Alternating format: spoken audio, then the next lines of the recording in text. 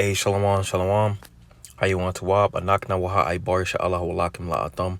Call Shabawai Baharacha Wakakshaw Yahweh Bahasham Yahushua Ma'amath, which is truly, hey, we the Hebrew Israelites coming to you week in and week out through the spirit and power of Yahweh Bahasham Yahushua to preach to you so-called Negroes, Latinos, Native Americans, West Indians, Haitians, and Israelite foreigners. 𐤏𐤁𤐓𐕗 Kaya Hamalakwath Hashemayim Korab. Repent, yea, for the kingdom of heaven is at hand. Call Halayim La Yahweh Bahasham Yahushua Bahasham Racha Kodash Wa Mashana Kabadim Zukaim Nawa Wa Malaakim Shoyesh Zukaim Racha Gadawa Wa Chasa Wa Shalom Wa Barakim Laha Bachayim Shaw Hagawi Shalom. Alright, so all praise to the Most High Yahweh, which means He exists.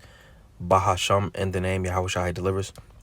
Double honors to the elders and apostles of Israel, the elders and apostles of Great Millstone, and mercy, peace, and blessings to the elect of the nation of Israel. Wa Shalom, which means peace.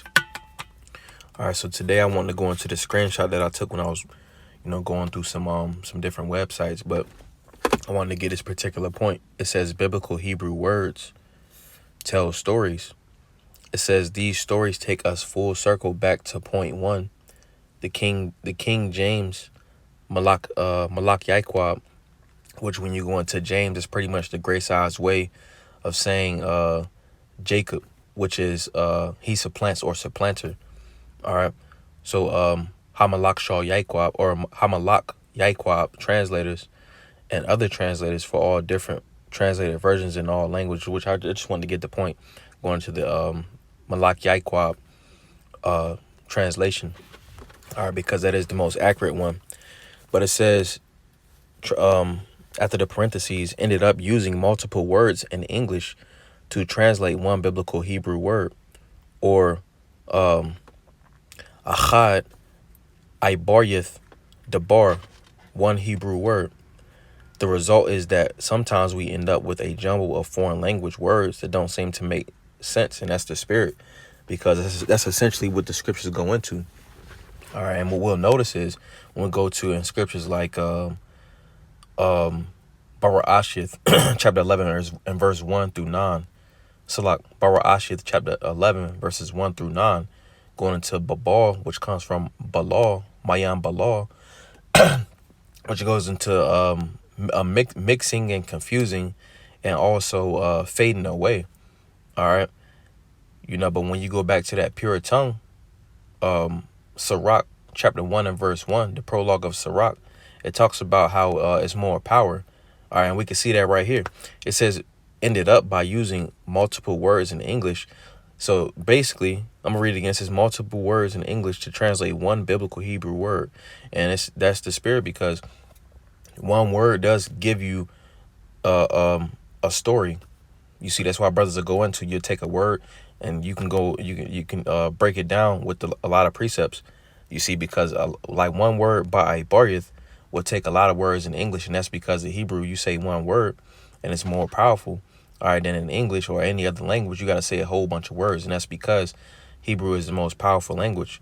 Lashwan Kodash is the most powerful language, and then these other languages is just watered down. All right, so I just want to get some precepts just going into that. All right, this is the Volume Psalms chapter 68 and verse 11. It says, the Lord gave the word. Great was the company of those that published it. All right, so the Lord, the scriptures was written by men that had the spirit on them. All right, so the Lord gave the word. It says, great was the company of those that published it. All right, when you go into that word publish, it means to bear tidings or bear the good news, you see. And what I wanted to apply to this was, pretty much 𐤏𤁁𤐓𝐕, he pretty much sat down with a group of translators. All right, and they would take the words in the scriptures by Barith, while 𤤏𝐿𝐴𝐻𝐿, which is in the Greek, and they translated it into the English. You see, but more specifically, that I want to touch the point I want to touch on was by Barith in Hebrew. 𝐻𝐿𝐴𝐻𝐿, the Hebrew, you take one word, echad dabar, one word, and it tells a whole story. All right, and that's the reason why, in other translations in other languages, you gotta take a whole, you gotta damn near say a whole sentence just to say one word, 𐤏𤁁𤐷. You see, and that's because the other languages is watered down. All right, and that one word, you just say one thing in Hebrew, and it has more force in it, and it tells you one thing. And whereas, like when you say it in another language, as I've been getting into, you know, you got to say a whole bunch of other words, and that's because it's faded. I'm actually get that point. This is 𤤏 𤐤𝐿𝐷, Genesis chapter 11, and we'll skip down to the point. It says, therefore, Genesis 11 and verse 7, it says, go to, let us go down and there confound their language, that they may not understand one another's speech. So the Lord scattered them abroad from thence upon the face of the whole earth, called 𐤏𝐻𝐻𝐷, and they left off to build the city. Therefore is the name of it called Babel, because the Lord did there confound the language of all the earth, and from thence did the Lord scatter them abroad upon the face of all the earth. All right, and let's go into this word Babel. So it says Babel, confusion by mixing. But let's get this root word, sharash dabar.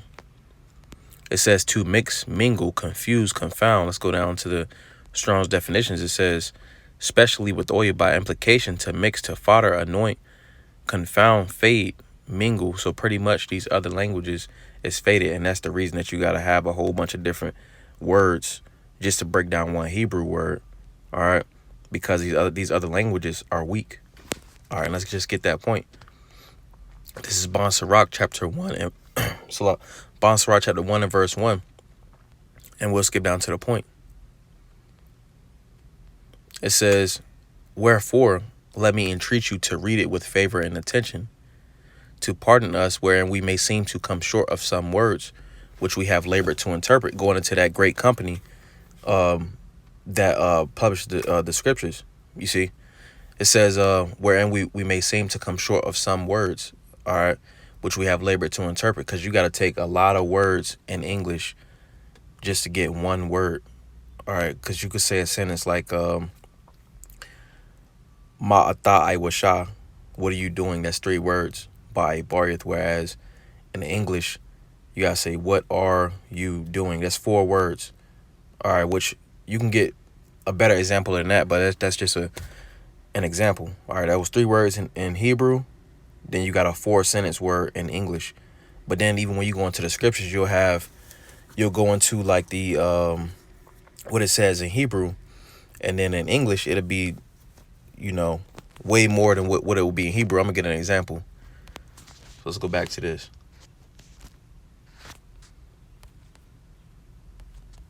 All right, so right here we got 1, 2, 3, 4, 5, 6, 7, probably about 15 words.